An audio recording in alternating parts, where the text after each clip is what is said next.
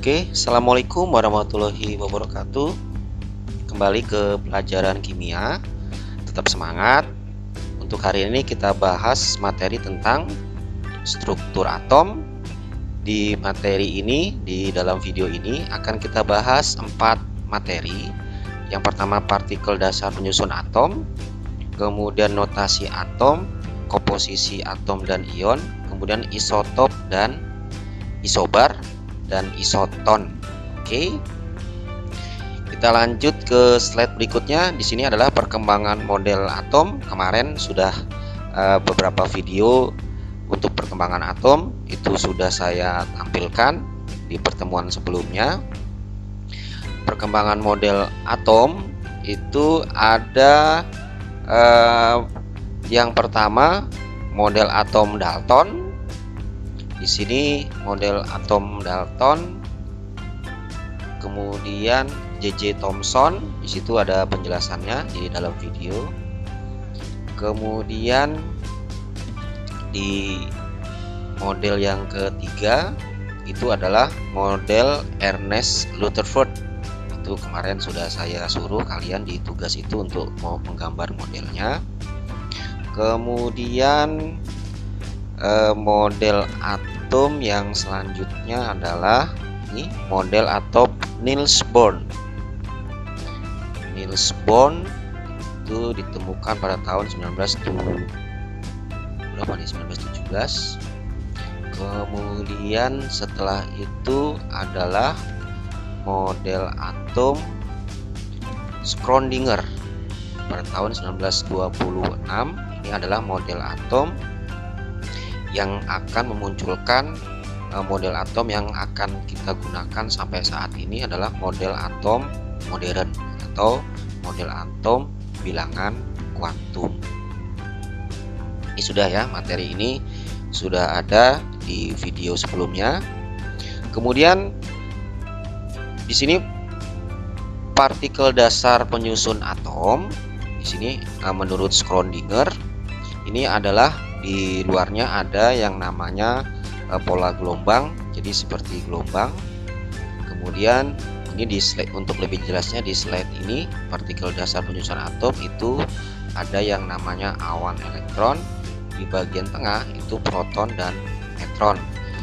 Nah, yang berwarna abu-abu itu inti atom. Di dalam inti atom itu terdapat yang namanya proton dan neutron. Yang proton itu yang warna kuning, dan sedangkan yang ungu itu adalah neutron. Oke, ini slide selanjutnya. Di sini adalah partikel dasar penyusun atom. Di sini tadi sudah saya jelaskan letaknya. Di sini ada elektron, proton, dan neutron. Untuk elektron itu muatannya negatif, sedangkan proton itu muatannya positif, sedangkan neutron itu muatannya netral. Dan penemunya di sini sudah ada di tabel, sehingga masanya juga sudah ditemukan. Oke, nah untuk slide berikutnya ini adalah bagaimana cara menentukan notasi atom. Notasi atom itu terdapat sebenarnya di tabel periodik. Tabel periodik yang seperti tampil di video ini sebenarnya bisa kalian download sendiri di Google, bisa. Kemudian kalian beli langsung di toko buku juga ada, atau buku-buku di perpustakaan itu juga sudah ada ya. Ini contoh notasi atom itu terdapat di dalam tabel periodik yang kalian dapat. Di sini sudah jelas, itu ada keterangannya. Di situ ada nomor massa, kemudian nomor atom. Di situ sudah tertera di tabel periodik masing-masing ya.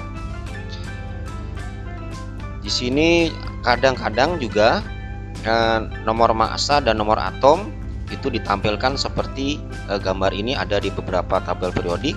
Ada nomor massanya di atas, kemudian nomor atomnya di bawah. Tapi umumnya nomor massa itu berada di atas, kemudian nomor atomnya di bawah. Nah, ini adalah cara bagaimana menentukan notasi atom atau letaknya. X itu lambang unsur, Z nomor atom, dan A itu nomor massa. Ya, ini notasinya ya kita gunakan untuk mencari. Bisa nggak itu nomor atom dan nomor massanya seperti yang dua di atas? Bisa. Yang penting A itu berada di atas, sedangkan Z itu berada di bawah. Oke. Nah, ini untuk notasi atom contoh. Ya, untuk slide selanjutnya ini saya ambil contoh notasi atom. Di sini ada Na, saya ambil contoh ya. Na itu nomor atomnya 11, ini yang ada ke 11-nya di atas. Kemudian yang nomor massanya itu nilainya 23. Ini ya, ini adalah pembulatan. Kita ambil contoh lagi yang H. Yang di atas ini dia nomor atom, sedangkan yang di bawahnya itu nomor massa. Kita coba lagi yang Rb. Rb di sini 37 itu nomor atom, sedangkan nomor massanya itu nilainya 84,5. Oke, untuk selanjutnya ini adalah komposisi atom. Untuk mencari nomor atom atau Z itu nomor atom Z itu pada atom tidak bermuatan listrik netral, kemudian jumlah muatan posisi positif sama dengan jumlah muatan negatif. Nah, untuk mencari nomor atom A sama dengan jumlah proton dan sama dengan jumlah elektron. Oke, untuk nomor massa atau A itu kita menggunakan rumus nomor massa sama dengan jumlah proton ditambah dengan jumlah neutron, atau A sama dengan P plus N. Kemudian jumlah neutron itu nomor massa dikurang nomor atom, atau N sama dengan A dikurang Z. Itu untuk komposisi. Contoh ya, ini untuk bagaimana mencari komposisi atom, bagaimana mencari proton dan neutronnya dari notasi seperti ini, 23Na11. Na itu adalah nama unsurnya atau disebut dengan natrium. Kemudian di sini Na juga itu disebut dengan lambang atomnya, sedangkan 3 itu disebut dengan massa atom atau A sama dengan 23, kemudian 11 itu adalah nomor atomnya. Jika notasi seperti ini, nah sekarang komposisinya bagaimana? Komposisi atomnya tadi dari notasi ini, bagaimana kita menentukan proton, neutron, dan elektronnya?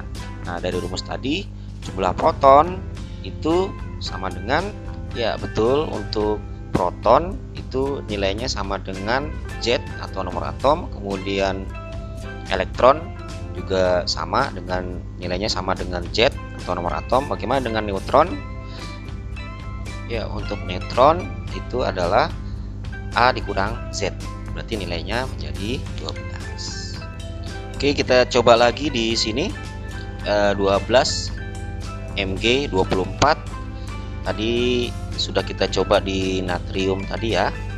Nah, untuk magnesium Mg kita masukkan ke dalam tabel notasinya, Z-nya 12, kemudian Z itu nomor atomnya ada 12, kemudian protonnya 12, proton kan sama dengan Z, elektronnya juga 12, kemudian nomor masanya 24, berarti 24 dikurang 12 sama dengan 12 untuk neutronnya.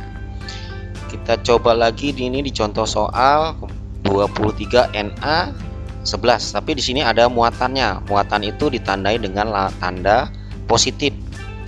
Jika nilainya di situ positif, maka dia dikurangi nilainya. Ya, dikurangi berapa? Dikurang 1. Ya, karena positifnya di situ kan nilainya tidak ada angkanya, berarti dia positif. Ini seperti ini jika Na sama seperti tadi. Nah, tapi di bagian elektron itu dikurangi 1, berarti dia karena dia mempunyai muatan, maka elektronnya bersama dengan 10. Ya.